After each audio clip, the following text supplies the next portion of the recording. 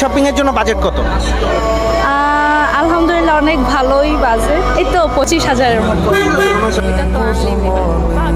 পাঁচের মধ্যে ছিল 10,000, 20,000 6,000 এরকম 5,000 টাকা 30,000 মতো 25,000 এর জন্য 0 টাকা।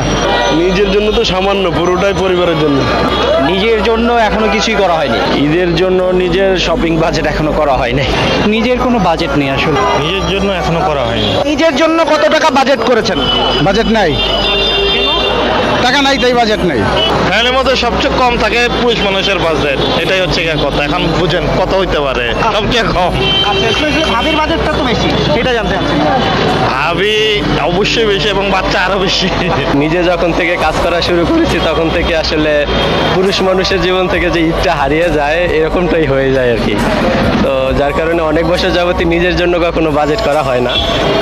হয়তো বাজেট আমার 3,000, দেখা গেছে আমার খরচ হয়েছে 7,000।